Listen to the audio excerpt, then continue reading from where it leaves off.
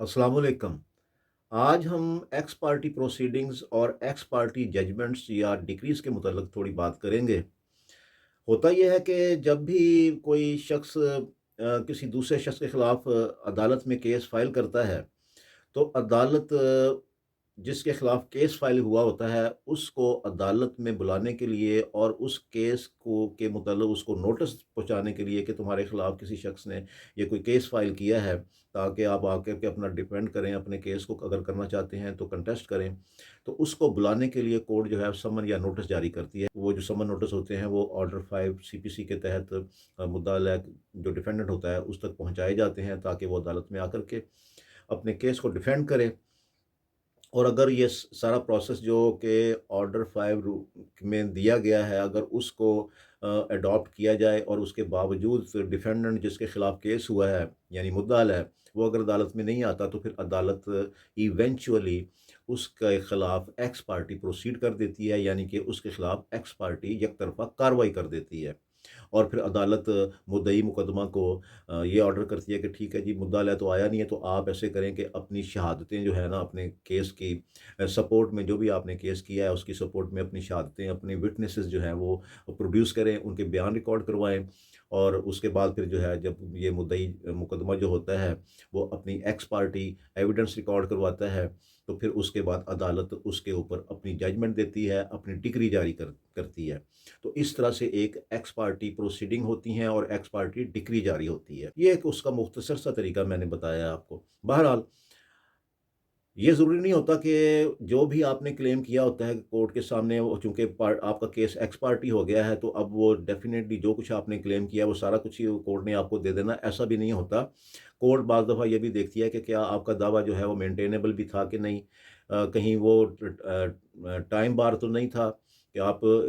Time पे, पूरे time पे आए नहीं अदालत में। तो कोर्ट जो है वो उसके लीगल एस्पेक्ट्स को भी देखती है, और इसके अलावा जो आपने शहादत रिकॉर्ड करवाई होती है, जो एविडेंस रिकॉर्ड करवाई होती है, उसको भी देखती है और उसके मुताबिक फैसला करती है। यानी मुद्दई के क्लेम के मुताबिक फैसला नहीं होता, बल्कि अदालत अपना जुडिशियस माइंड अप्लाई करके देखती है कि मुद्दई जो है क्या वो इस जो भी वो क्लेम लेकर के आया है, क्या वो इस क्लेम का हकदार है भी है कि नहीं? और अगर है तो किस हद तक वो इस जो भी उसने दावा किया है वो किस हद तक उसका हकदार है। तो ये कोर्ट सारा ये देख कर के देन फिर वो उस पे जजमेंट देती है, उस पे अपनी डिक्री पास करती है। और आम तौर पर हमें देखने में ये आया है कि बहुत सारी डिक्रीज़ जो होती हैं वो फैमिली केसेज़ में और सिविल केसेज़ में एक्स पार्टी डिक्रीज़ जो हैं वो पास हो जाती हैं, क्योंकि जो डिफेंडेंट होता है, जिसके खिलाफ केस किया गया होता है, वो अदालत में नहीं आता।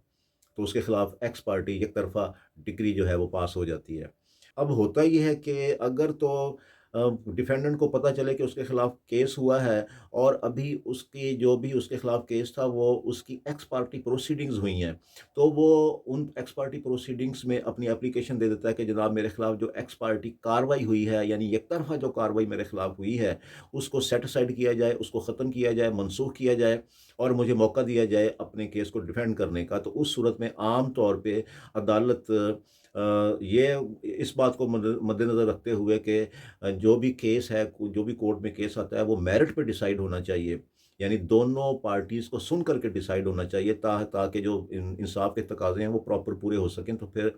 अदालतें इस तरह की एप्लीकेशन जो डिफेंडेंट कोर्ट में देता है कि एक तरफ़ा कार्रवाई मनसूख की जाए, तो अदालत आम तौर पे इस तरह की एप्लीकेशन को एक्सेप्ट करके वो जो एक तरफ़ा कार्रवाई होती है उसको मनसूख कर देती है, और डिफेंडेंट को, मुद्दा अलय को ये अपॉर्चुनिटी देती है कि वो अपना जवाब दावा दाखिल करे, और अपनी भी जो भी उसने शहादत पेश करनी है वो भी पेश करे इसमें। एक तो ये है, एक तरफ़ा कार्रवाई की प्रोसीडिंग इस तरह से मनसूख हो सकती है। दूसरा, अगर कोर्ट ने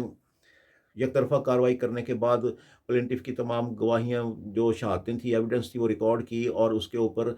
एक्स पार्टी जजमेंट दे दी, एक एक्स पार्टी डिक्री पास कर दी, और डिफेंडेंट के नॉलेज में ये बात आई कि जनाब, मेरे खिलाफ तो एक्स पार्टी डिक्री जारी हो गई हुई है। तो उस सूरत में भी डिफेंडेंट के पास ये अपॉर्चुनिटी होती है कि वो अदालत में एक एप्लीकेशन फ़ाइल करे, और उसमें वजह बताए कि जनाब, मुझे तो पता नहीं चला था कि ये, ना मुझे कोई समन मिला, ना मुझे कोई नोटिस मिला, और जो ऑर्डर 5 सीपीसी के तहत जो भी एक प्रोसीजर अडॉप्ट होना चाहिए था, मुझे इन्फॉर्म करने का, वो तमाम प्रोसीजर, उनमें से बहुत सारा प्रोसीजर अडॉप्ट नहीं किया गया। लिहाजा میں اس وجہ سے عدالت میں نہیں آ سکا کیونکہ مجھے پتہ ہی نہیں تھا کہ میرے خلاف کوئی کیس ہوا ہے، تو جناب یہ جو ڈگری میرے خلاف ایکس پارٹی یعنی یک طرفہ ڈگری جو میرے خلاف ہو گئی ہے، اس کو منسوخ کیا جائے، اس کو سیٹ اسائڈ کیا جائے۔ تو اس صورت میں بھی عدالت اس اصول کو مد نظر رکھتی ہے کہ ہر کیس کا فیصلہ میرٹ پہ ہونا چاہیے، دونوں پارٹیز کو سن کر کے ہونا چاہیے۔ تو اس اصول کو مد نظر رکھتے ہوئے عام طور پہ اس طرح کی ایکس پارٹی جو ڈکریز ہوتی ہیں کورٹ ان کو بھی سیٹ اسائڈ کر دیتی ہے، اور ڈیفینڈنٹ کو جو مدعا علیہ ہوتا ہے اس کو چانس دیتی ہیں کہ وہ اپنا جواب دعویٰ داخل کرے، اپنی شہادت دے، سارا جو بھی ایک ٹرائل کا جو بھی ایک پروسیجر ہوتا ہے اس میں سے وہ بھی گزرے، تاکہ عدالت کے سامنے دونوں پارٹیز کا موقف آ سکے تو کورٹ اس پہ پراپر ڈیسیژن دے سکے۔ تو اس طرح سے یہ ایکس پارٹی پروسیڈنگز اور ایکس پارٹی ڈکریز جو ہیں وہ منسوخ ہو جاتی ہیں، سیٹ اسائڈ ہو جاتی ہیں، ریووک ہو جاتی ہیں۔ یہ جو ایکس پارٹی ڈکریز ہوتی ہیں، یہ عام طور پہ جو پلینٹف ہوتا ہے جس کے حق میں یہ ڈکری پاس ہوئی ہوتی ہے، تو وہ سمجھتا ہے کہ شاید یہ جناب جو ہے وہ میرے لیے بڑا زبردست فائدے کی بات ہو گئی ہے، اور میں سارا کچھ یہ ایک طرفہ کارروائی ہو گئی ہے، اور اپنا میں تو جناب جو ہے وہ اس پہ جو ڈیفینڈنٹ ہے اس کے خلاف میں بھرپور کارروائی کروں گا۔ تو اس صورت میں پھر وہ ایگزیکیوشن بھی فائل کر دیتا ہے، اجرا ڈگری فائل کر دیتا ہے کہ تعمیل ڈگری کی کروائی جائے، عدالت نے جو مجھے ڈگری دی ہے اس کی تعمیل ہو ڈیفینڈنٹ سے۔ تو اس صورت میں جب ڈیفینڈنٹ کے پاس دوبارہ سے نوٹس جاتا ہے تو اسے پتہ چلتا ہے کہ جناب میرے خلاف تو ایکس پارٹی ڈگری ہو گئی ہے، تو پھر وہی ڈیفینڈنٹ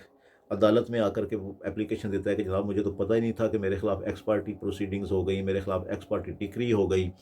تو جناب مجھے تو پتہ نہیں تھا، لہٰذا یہ جو میرے خلاف ایکس پارٹی پروسیڈنگز ہوئی ہیں اور میرے خلاف جو ایکس پارٹی ڈگری ہوئی ہے اس کو سیٹ اسائڈ کیا جائے اور مجھے بھی سنا جائے، تاکہ میرٹ پر جو ہے وہ کیس کا فیصلہ ہو سکے۔ تو اس صورت میں even at the execution stage جب ڈیفینڈنٹ آ کر کے اس طرح کی صورتحال کورٹ کے سامنے رکھتا ہے تو کورٹ جو ہے وہ اس کی جو ایگزیکیوشن پروسیڈنگز ہیں وہ انڈر آرڈر 21 رول 26 اس کو سٹے کر دیتی ہے، اس کو روک دیتی ہے، اور ڈیفینڈنٹ کو یہ بھی موقع ملتا ہے کہ وہ جس کورٹ نے وہ ڈگری پاس کی تھی وہاں پر سیٹ اسائڈ کی اپلیکیشن دے، اور وہاں پر جا کر کے اپنی جو ڈگری ہے اس کو منسوخ کروائے، اور پراپر جو ہے اپنا جو بھی اس کے خلاف کیس ہوا تھا، پلینٹف نے کیا تھا، مدعی نے کیا تھا، اس کو پراپر جو ہے اس کو دوبارہ سے نئے سرے سے اس کو کنٹیسٹ کیا جا سکے۔ تو کہنا میں یہ چاہتا ہوں کہ یہ ضروری نہیں ہے کہ اگر کسی پارٹی نے ایکس پارٹی ڈگری اپنے حق میں لے لی ہے تو وہ جناب جو ہے اب وہ ایکس پارٹی رہے گی، وہ کبھی ٹوٹے گی نہیں، بلکہ ہوتا یہ ہے کہ عام طور پہ یہ اس طرح کی ڈگریز جو ہیں وہ ختم ہو جاتی ہیں، منسوخ ہو جاتی ہیں، اور جو پلینٹف نے اتنا ٹائم گزارا ہوتا ہے وہ سارا زیرو ہو جاتا ہے۔ کہنا میں یہ چاہتا ہوں کہ جو بھی کیس فائل کریں کوشش کریں کہ وہ ایکس پارٹی نہ ہو، کیونکہ ایکس پارٹی اگر آپ نے کروایا 5-6 مہینے اس پروسیس میں لگے اور اس کے بعد ڈیفینڈنٹ آ گیا تو وہ دوبارہ سے اس کو پھر آپ کو اسی سے زیرو سے سٹارٹ کرنا پڑے گا، تو اس سے پھر جو آپ کے 5-6 مہینے یا ایون سال جو آپ کا لگا ہوتا ہے ایکس پارٹی ڈگری لینے تک میں، وہ تمام جو ہے وہ ضائع ہو جاتا ہے۔ اس پہ احتیاط کرنی چاہیے، کوشش یہ کرنی چاہیے کہ ڈیفینڈنٹ کو بلایا جائے عدالت میں، اس کا موقف بھی سنا جائے، اپنا بھی عدالت کے سامنے رکھا جائے، تاکہ عدالت دونوں پارٹیز کا فریقین مقدمہ کا جو بھی ان کا موقف ہے وہ سن کر کے ان کی شہادتیں دیکھ کر کے، ان کی ایویڈنس دیکھ کر کے کوئی فیصلہ کرے۔ میرا نام ہے Agha Zafar advocate, I am from Lahore. السلام علیکم۔